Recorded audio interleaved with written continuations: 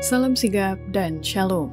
Renungan kita pada hari ini, Minggu 6 November 2022, berjudul Teguran Allah adalah sebuah berkat. Ayat intinya terdapat di dalam Mazmur 94 ayat 12. Berbahagialah orang yang kau hajar ya Tuhan, dan yang kau ajari dari Taurat-Mu. Pena Inspirasi menuliskan yang dimaksud dengan judul renungan kita pagi ini, Teguran Allah adalah sebuah berkat, adalah bukti Dia peduli kepadamu. Dan makanya kita harus senantiasa datang menghampiri tahta kasih karunia Allah dan mengalami kasih-Nya yang tiada bandingnya itu adalah sebagai berikut. Pertama, bukti dan alasan bahwa teguran Allah adalah sebuah berkat, contohnya kehidupan Salomo, di mana Tuhan tidak meninggalkan Salomo dalam keterpurukan dosa-dosanya, tetapi Ia menyelamatkan Salomo walaupun kerajaannya akan dibagi dua, yakni kerajaan utara dan selatan. Namun Tuhan tidak meninggalkan Salomo. Dengan pesan-pesan teguran dan dengan peringatan keras, Ia berusaha membangunkan sang raja untuk menyadari betapa berdosa cara hidupnya. Pada akhirnya, Tuhan melalui seorang nabi menyampaikan kabar mengejutkan kepada Salomo. Aku akan mengoyakkan kerajaan itu daripadamu dan akan memberikannya kepada hambamu. Hanya pada waktu hidupmu ini, aku belum mau melakukannya oleh karena Daud ayahmu. Dari tangan anakmu lah, aku akan mengoyakkannya. Kedua, bukti dan alasan bahwa teguran Allah adalah sebuah berkat, dikarenakan oleh teguran yang keras akan mengubah perkataan dan perbuatan si pelaku kesalahan untuk menjadi lemah lembut dan berkenan kepada Allah. Sementara kata-kata kita harus tetap baik dan lemah lembut, janganlah ucapkan kata-kata yang akan menuntun pelaku kesalahan berpikir bahwa jalannya bukan tidak berkenan kepada Allah. Ini adalah jenis simpati yang bersifat duniawi dan menyesatkan. Tidak diberikan izin untuk menunjukkan simpati yang tidak sepantasnya untuk simpati yang bersifat sentimental.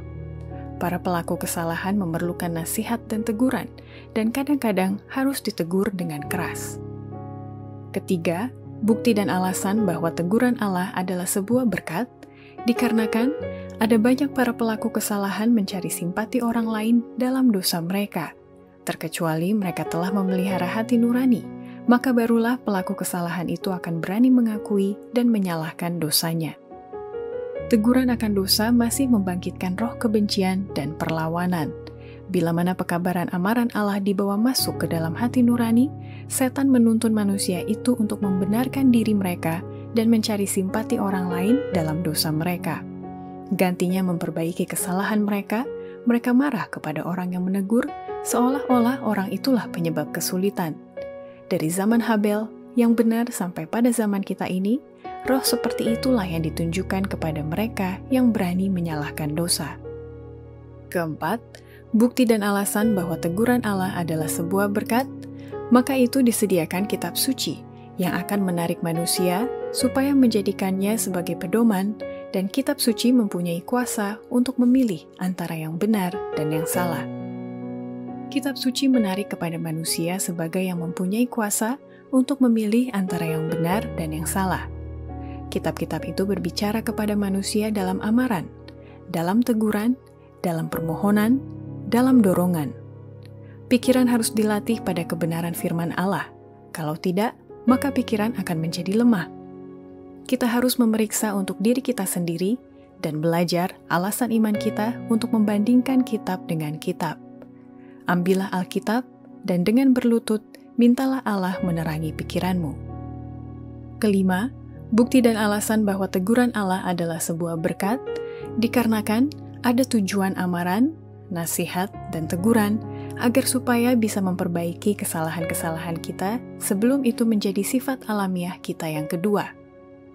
Tuhan mengirimkan kepada kita amaran, nasihat, dan teguran supaya kita memperbaiki kesalahan-kesalahan kita sebelum itu menjadi sifat alamiah kita yang kedua. Tetapi, bila mana kita menolak untuk diperbaiki, Allah tidak campur tangan untuk meniadakan kecenderungan rangkaian tindakan kita itu. Ia tidak melakukan mujizat supaya bibit yang kita tabur tidak tumbuh dan mengeluarkan buah. Demikianlah renungan kita pada hari ini. Kiranya Tuhan memberkati kita semua.